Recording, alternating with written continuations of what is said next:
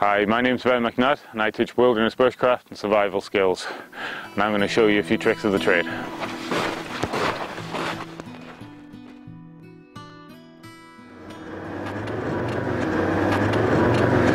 So, we're doing a little bit of off-roading in the snow on virgin tracks, which is making life quite interesting. So a couple of top tips. The first one, keep your thumbs up and out of the wheel arch, because when the wheel spins wildly, you can break thumbs. The other one is if you look down at my right foot, I've got it wedged against the door. That stops me bobbing and potentially revving the engine, spinning the wheels and digging in.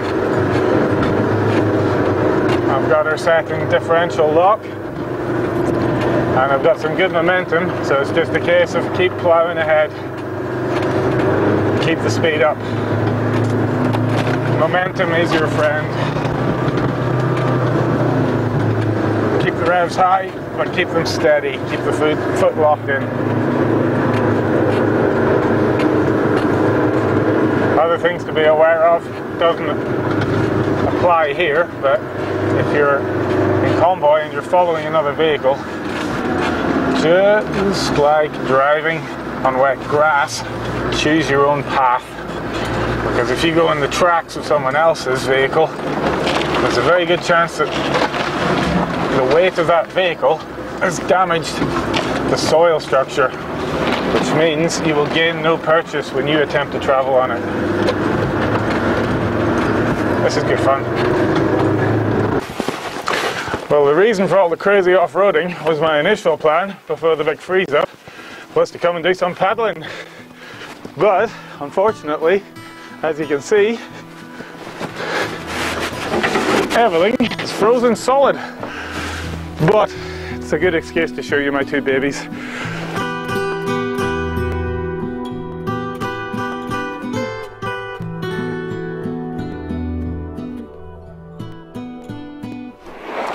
This is a cedar strip that myself and my partner made.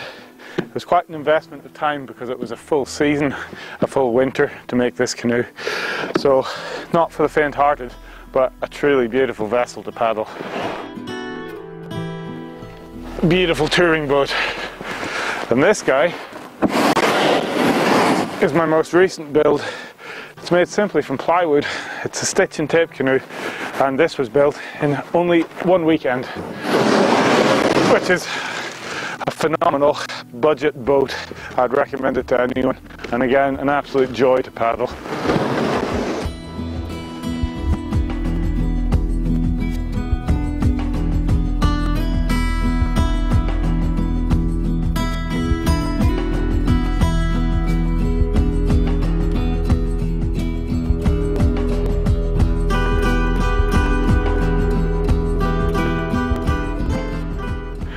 So in the absence of any paddling, I thought the next best thing would be to show you a little bit of improvised rope work. The sort of thing I'd use in the bush for rappelling over a small obstacle. The technique I'll show you is called the South African abseil. However, we are starting to run out of light. A good way to tell the time, especially at this latitude, is each finger's width above the horizon indicates 15 minutes of time. So looking at the sun as it stands, we have about 45 minutes to play with.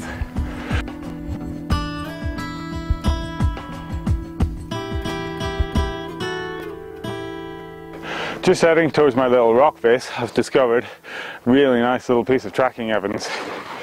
You can see we've had a roosting bird, in this instance a little pheasant. You can see where it's landed on the cliff edge, walked in.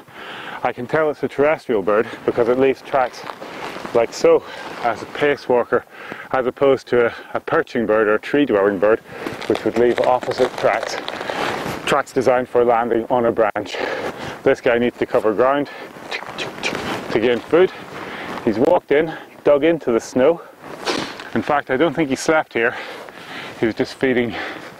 And then the track leads out, a bit of a hop, skip and a jump, and our tracks vanish as he's taken off back into the trees, most likely to roost for the evening. So just a nice little bit of sign. Okay, let's go.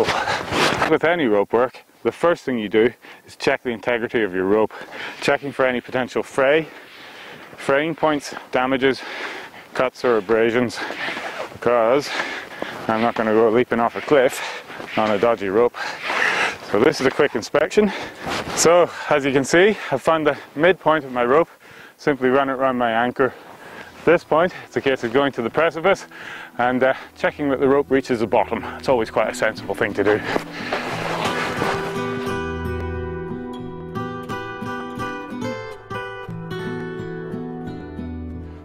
The South African abseil is a dead easy system.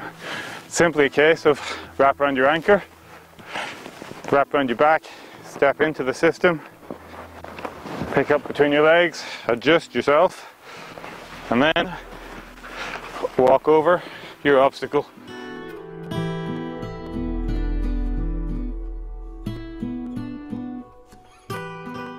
So once in the system, you can stop at any point if you need to take a breather, move position, check the terrain below you. And as you can see, it's not a huge precipice, which makes this an ideal system for real wilderness application. When you're not hauling around a load of carabiners and friends and climbing harnesses, it's simply a case of chuck your rope in your bag. If you meet an obstacle that you can't handle, top rope off, zip down and recover your rope by pulling it, and away you go. Also, you can see all the friction has been taken up on my back, which means this is perfect for working with the rucksack, because that then takes all the friction. Okay.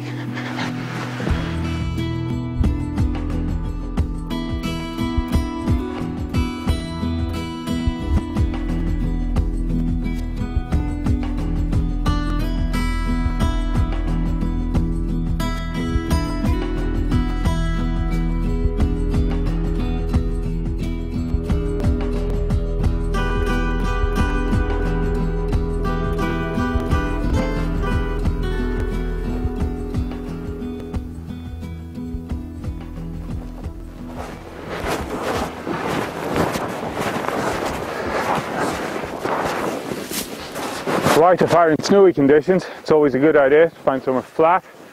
Cardinal sin is to try and light your fire under a tree, because once those hot thermals go up and start melting the snow on the branches, it'll dump down and extinguish your fire. So a tree-free zone, flat ground.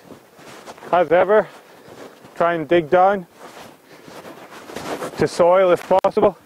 If not, layers of snow and green foliage. It's only been a small dump of snow, so I can get to the ground. Snap up some sticks. It's a deadwood platform. So I lay my deadwood platform, take out my little pouch of birch bark,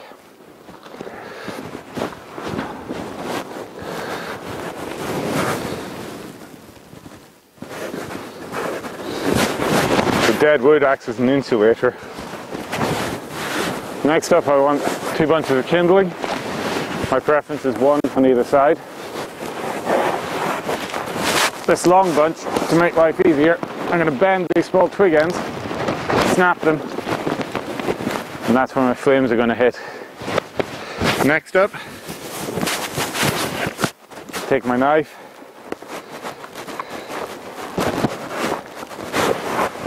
and drop a spark into the birch bark.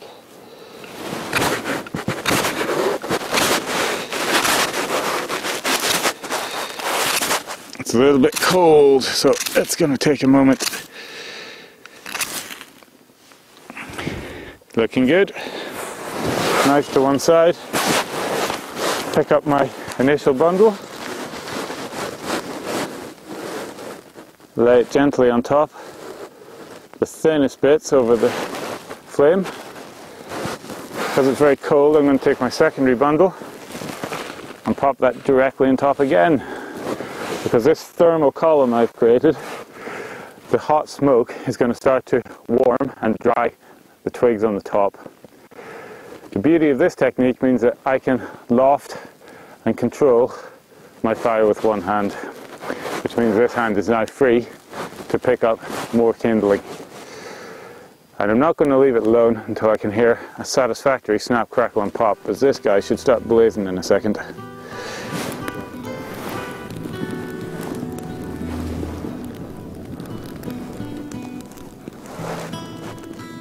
So you can see how simple it is. If I needed to light an emergency fire, in the world of emergency signals, it's always in threes. So I'd have 3 fires laid in a triangle, 30 paces apart. I'd prepare these big bundles, build a tripod so that they're off the ground, and have a little green foliage over the top to stop any snow getting in, making them damp. So if I was stuck in the bush, I'd have these set up in advance. You can see how quick and easy it is to light with a sparker, and then just run with the torch and ignite each one in that triangular system. Dead easy.